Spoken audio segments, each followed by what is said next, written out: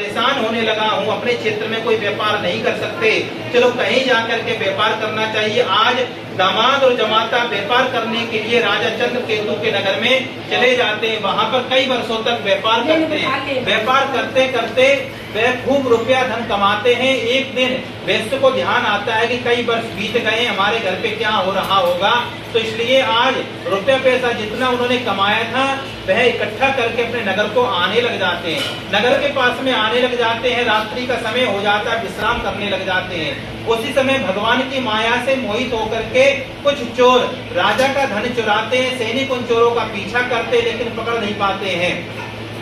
जैसे ही सैनिक पास में आते हैं और दोनों वैश्यों को पकड़ते हैं, वैश्य कहते हैं हमको पकड़ के क्यों ले जा रहे हो? सैनिक कहते हैं तुम्हारे पास राजा का धन प्राप्त हुआ है, तुम चोर हो, लेकिन भगवान की माया से उन वैश्यों की बात राजा के सैनिक नहीं सुनते हैं। दोनों को पकड़ करके अपने राजा के पास में लाते हैं। सैनिक और दोनों को पकड़ करके कारागार में डाल देते हैं। जितना रुपया पैसा उनका था वह अपने कोषाध्यक्ष में राजा जमा कर लेता है। इधर एक दिन क्या होता है, बोली श्री सत्यनारायण भगवान की जय। एक दिन क्या होता है कि लीलावती और कलावती शाम के समय भूख प्यास से पीड़ित होकर के भटकते भटकते किसी के पंडित के यहाँ पहुंच जाती है। वहां पर श्री सत्यनारायण भगवान की कथा हो रही थी। वहां लीलावती भगवान की कृपा से जो कलावती थी वह जाकर के भगवान की कथा को सुनने लग जाती है। तो कथा समाप्त होने के बाद वही भंडारा पंचामृत इत्यादि खाती है और वहीं पर भगवान का भजन पूजन करती है। रात्रि में जागरण करती है। प्रातः काल घर पे आती है तो माँ कहती है बेटी तो रात में कहाँ रुकी थी, तुझे रात में नहीं रुकना चाहिए था। पुत्री कहती है माँ मैं एक व्रत को देख करके आई हूँ, अगर हम और तुम मिल करके श्री सत्यनारायण भगवान की कथा को करेंगे तो निश्चित रूप से फल की प्राप्ति होगी। आज माँ और बेटी मिलकर के श्री सत्यनारायण भगवान की कथा को करती है, जिसके फलस्वरूप श्री सत्यनारायण भगवान प्रसन्नचित हो जाते और रात में राजा को स्वप्न देते हैं भगवान के प्रातः काल बड़ी पुत्रों को छोड़ देना, यदि तुम नहीं छोड़ोगे तुम्हारे पास जितना धन है संपत्ति सब मैं नष्ट कर दूंगा। राजा वे स्वप्न अपनी प्रातः काल की सभा में सुनाता है। दोनों बड़े पुत्रों को छोड़कर इत्यादि करा करके बढ़िया से वस्त्र पहना करके जितना रुपया पैसा राजा ने ले लिया था उससे दुगुना धन दे करके घर के लिए विदा कर देता है। बोली श्री सत्यनारायण भगवान की जय। सुधी महाराज कहते हैं उनका जो गांव था वह नदी के किनारे था। रुपया पैसा उन्होंने नाव पे रख दिया और कपड़े से ढांक दिया। उसी समय उसे ध्यान आता है कि मैंने अभी तक श्री सत्यनारायण भगवान की कथा को नहीं किया है। आज वह उसी जंगल में जाता है तो जंगल में जाकर के श्री सत्यनारायण भगवान के मंदिर में पहुंच करके नौका को वहीं रख देता है नदी के किनारे। मंदिर में जाकर के सत्यनारायण भगवान की पूजन अर्चन करने लग जाता है।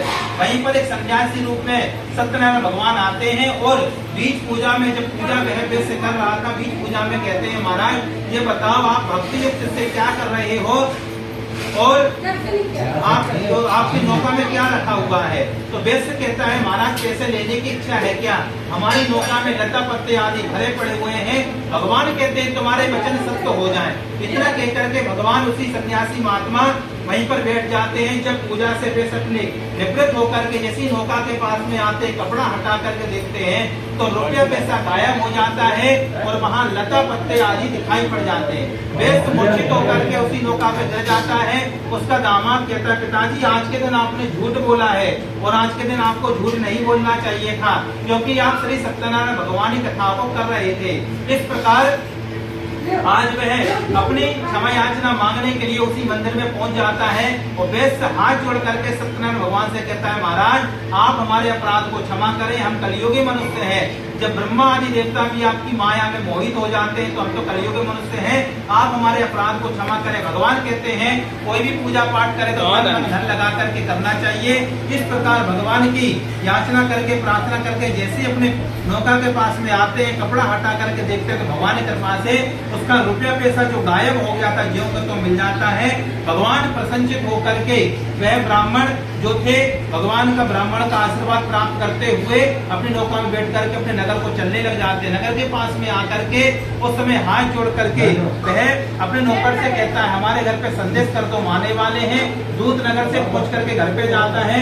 उस समय क्या दिखता है कि लीलावती कलावती श्री सत्यनारायण भगवान की पूजा अर्चना कर रही थी, लेकिन बीच पूजा में से उठ जाती हैं, जिसके फलस्वरूप उसे कथा का दोष लग जाता है। वह जब वह अपने पति का दर्शन नहीं करती तो अपने पति के साथ सती होने का निश्चय करती है। उसी समय आकाशवाणी होती है, आकाशवाणी में भगवान कहते हैं तेरी पुत्री श्री सत्यनारायण भगवान का प्रसाद छोड़ करके आई है, अगर घर जा करके श्री सत्यनारायण भगवान का प्रसाद खाएगी तो निश्चित रूप से फल की प्राप्ति होगी। आज वह उसी घर पे जाकर के भगवान का प्रसाद खा के जैसी वापिस आती है तो उसके पति और दामाद आते हुए दिखाई दे जाते हैं। सब मिलकर के घर पे जाकर के श्री सत्यनारायण भगवान कथा करते हैं और अंत में पूर्ण आयु भोग करके भगवान के धाम में चले जाते हैं। बोले श्री सत्यनारायण भगवान की जय।